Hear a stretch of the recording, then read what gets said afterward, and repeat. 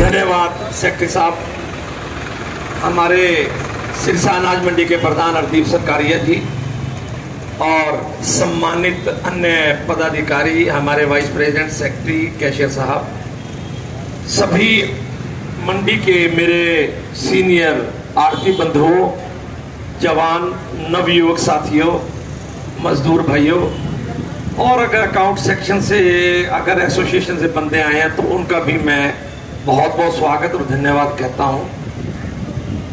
थोड़ा लेट आया, उसका कारण के स्टेट में हलचल जारी है। उसी बातचीत को आगे बढ़ाने के लिए यहां बैठकर बार बार टेलीफोन आ रहे थे, बात नहीं हो सकती थी, तो उसी नाते मैं थोड़ा सा आइसोलेट होके आप लोगों का प्रतिनिधित्व कर रहा था कि किन बातों पर हम सहमति बनाए। साथियों, हर चीज पूर्णतः मांगने से आपको मिलती भी नहीं। अगर हम 5 सवाल, 5 शर्तें सरकार के सामने रखें, 5 में से 4 मान ले तो समझ लें कि आप 80-85% के ब्रैकेट में आ गए। आपने 10 रखी, आपकी 7 मांग ली, आप 70% में आ गए। तो कहीं ना कहीं व्यापार का हम लोगों को एक साझेदारी भी करनी पड़ती है।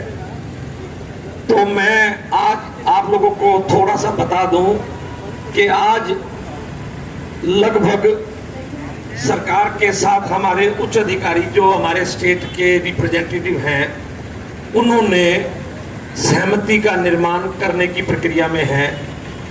करणदेव कंबोज जी के घर पर इंद्री में उच्च अधिकारी हरियाणा सरकार, स्वयं करणदेव कंबोज जी, असीम गोयल, विधायक अंबाला वगैरह वगैरह, मुख्यतः सुभाष सुधा जी कुरुक्षेत्र से विधायक, सब लोग बैठकर वहां पर विचार विमर्श कर रहे हैं। और लगता है कि हम एक किसी साझे प्रोग्राम पे, जिसमें आपके हित भी सुरक्षित रहे, किसान भाई भी पीड़ित ना हो और सरकार का काम भी निर्बाध रूप से चल पाए, ऐसी कोई व्यवस्था, ऐसी कोई हम लोग एक साझा संयुक्त प्रोग्राम तय कर लेंगे।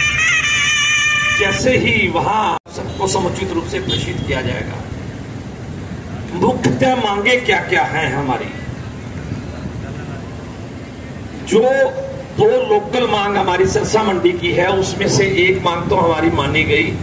हमारा बराबर प्रशासन से ये एक आग्रह, एक हम लोगों का वहां पर उनसे बार बार एक मांग थी कि हम लोगों को एक एजेंसी और दी जाए। इतनी बड़ी मंडी में 3 एजेंसियों से खरीद संभव नहीं, तो उसके नाते उन्होंने हम लोगों को एक नई मंडी, एक नया एजेंसी खरीद की दे दी, जो हरियाणा वेयर हाउस के हमारे प्रधान जी और हमारे प्रतिनिधि मांग रहे थे।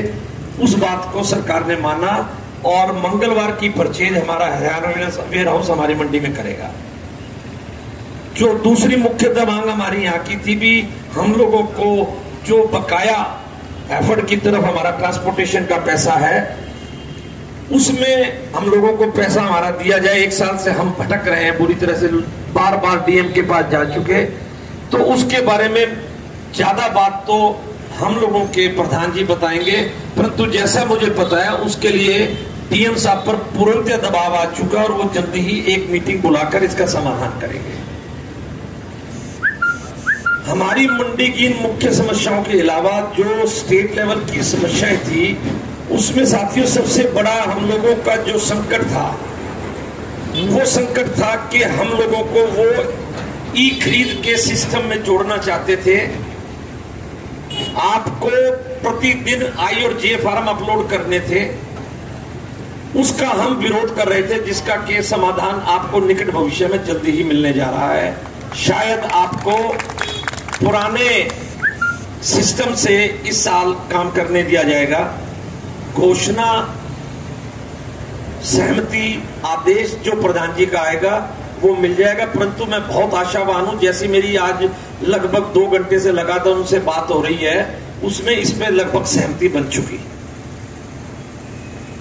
दूसरा हमारा मुख्य सवाल जो था वो था हमारे मंडी जो सिरसा है, इसी प्रकार से जो हमारी जीटी करनाल बेल्ट है, उन मंडियों के आड़तियों के हरियाणा, पंजाब, यूपी में बरसों से लगातार पीढ़ियां बदल गई, जमींदार आड़त कर रहे हैं हरियाणा की मंडियों में।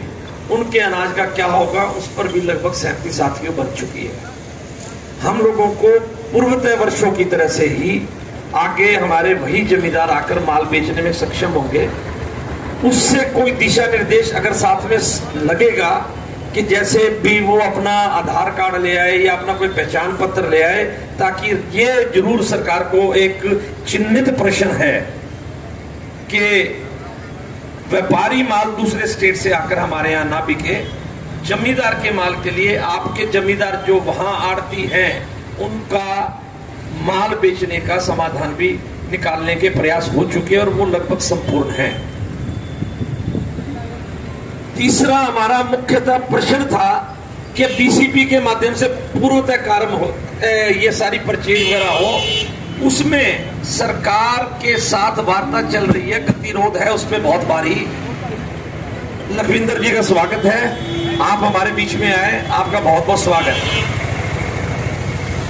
तो मुख्यतः जो सरकार है वो इस बात के लिए थोड़ा सा अभी भी तैयार नहीं हो रही कि आड़तियों को पेमेंट पीसीपी के माध्यम से प्राप्त हो। वो ये कहते हैं कि हम आपको ये बात तो कह देंगे, ये बात तो वो मानने के लिए तैयार है कि पुराने ढंग से कार्य होगा, परंतु पेमेंट आड़ती को वो डायरेक्ट बैंक के माध्यम से ही खरीद एजेंसियां करेंगी। तो हमारे जो वहां पे प्रतिनिधि हरियाणा के बैठे हैं उन लोगों ने स्पष्ट तौर पे कह दिया कि जी फिर हम पीसीपी का कार्य नहीं करेंगे, 15 पैसे कट्टे में नहीं करेंगे।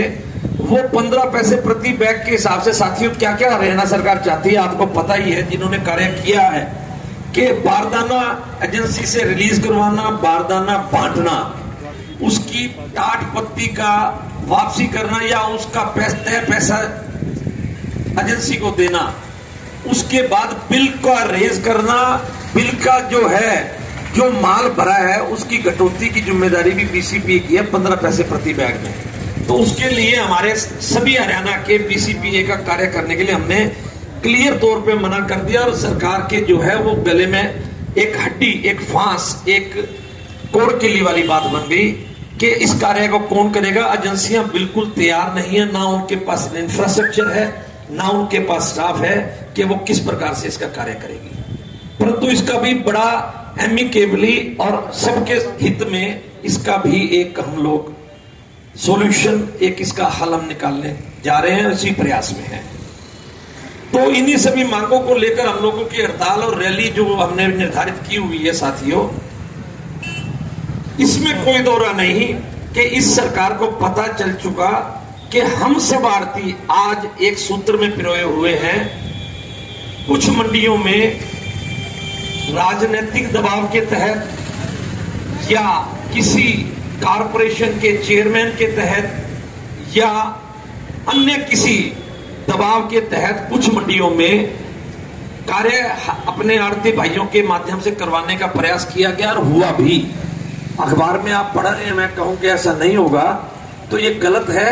लगभग जो आप लोग आंकड़े पढ़ रहे हैं, अगर 25,000 क्विंटल की खरीद कनक की अब तक हुई है हरियाणा में, तो वो तो हमारे यहाँ एक जोन की भी एक दिन की परचेज है साथियों। पूरे हरियाणा में अगर वो परचेज इतनी हुई है तो इसका मतलब सरकार बाध्य है आपकी बात मानने के लिए। आपका संगठन बहुत मजबूत है, इस पे एक ताड़ी हो जाए। बहुत अच्छा संदेश आपने दिया सभी साथियों ने। मैं विनती करूंगा ताऊ देवीलाल जी से आके विराजमान हो, यहाँ पर आओ, कुर्सी आपके लिए हाजिर है, आ जाओ।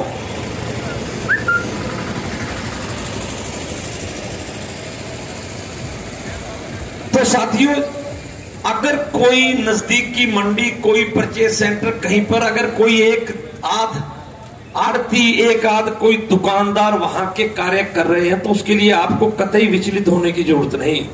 आप लगभग 98% हरियाणा को बंद किए हुए हैं, हरियाणा की मंडियों को बंद किए हुए हैं। बहुत बड़ी बात है ये, बहुत बड़ी बात है। अपने पेट पर पट्टी भूखी बांधकर, गिल्ली पट्टी बांधकर हम लोग हड़तालों में बैठे हैं। सरकार को भी सोचना चाहिए कि हम लोग उनसे मांगते क्या हैं। हमने दिया ही दिया है। इस व्यापारी ने, इन व्यापारियों को क्यों परेशान किया गया, आड़तियों ने उनको मांगा क्या। हम लोग मात्र 2.5% पे कार्य करते हैं साथियों।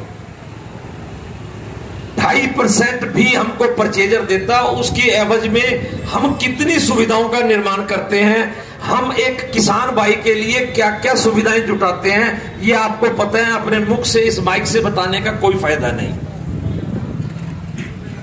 सरकार की मंशा मेरा फसल मेरा ब्यौरा, ई खरीद, ये सब सिस्टम किसान को देर सवेर अपने रडार पर, अपने चैनल पर लाने का एक प्रयास है। मैं बता दूं, अगर किसी किसान भाई को आवाजें मेरी सुन रही हो तो कृपया ध्यान दे लें और उसको भी आगे बढ़ाएं कि सरकार की ये स्पष्ट नीति भविष्य की तय हो रही है कि आपके द्वारा पैदा की गई कितनी फसल एक किसान की है, वो एग्रीगेट 2 साल 3 साल का लेकर, और फिर कैसे सब्सिडी घटाई जाए, कैसे आप पे टैक्सेस इंपोज हो, कैसे आप लोगों को और तरीके से वो टैक्स के अंडर स्लैब में लाए, ये सब सरकार की आगे नीतियां हैं।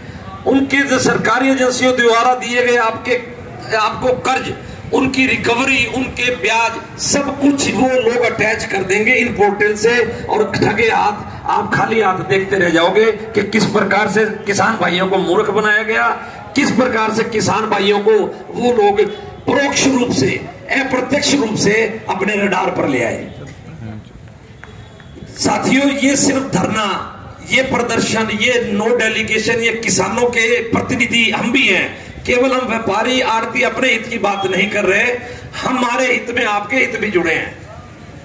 किसान भाइयों के सुरक्षा के लिए, किसान भाइयों के फायदे के लिए आज हम प्रो किसान भी हैं, प्रो व्यापारी भी हैं। इस व्यापार की रक्षा के लिए हम हड़ताल पे बैठे हैं। सरकार को यह समझना चाहिए कि हम जो आड़ती हैं वो हम सामाजिक कार्यकर्ता हैं, हम बिचौलिए नहीं हैं, हम ठग नहीं है।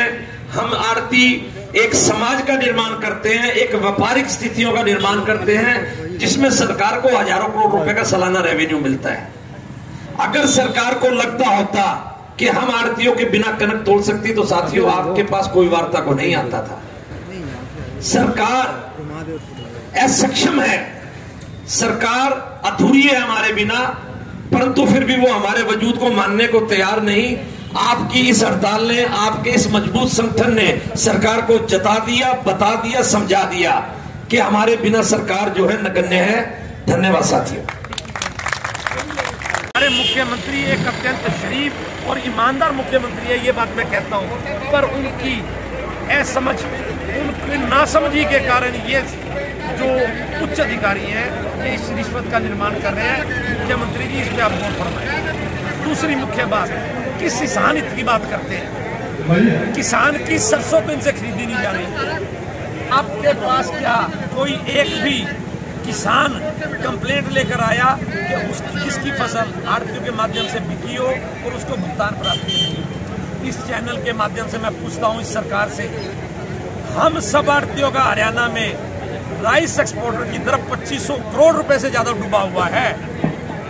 आज एक किसान हरियाणा में बता दे कि जिसकी फसल, जिसकी धान आड़ती के माध्यम से बिकी हो और उसके 1 रुपए का भुगतान किसी आड़ती की तरफ बकाया हो, तो किस हित की बात करते हैं? आड़तियों से ज्यादा वो किसान हित की। तीसरी मुख्य बात, इतना नरमा पूरे हरियाणा में बिका, ये सब प्राइवेट आड़तियों के माध्यम से बिका।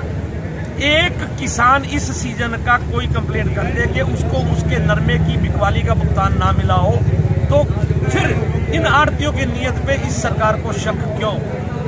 इस सरकार से मैं पूछना चाहता हूं कि क्या कारण है कि हरियाणा के अंदर, हरियाणा, पंजाब, यूपी के जमींदारों का माल आके बिकता है?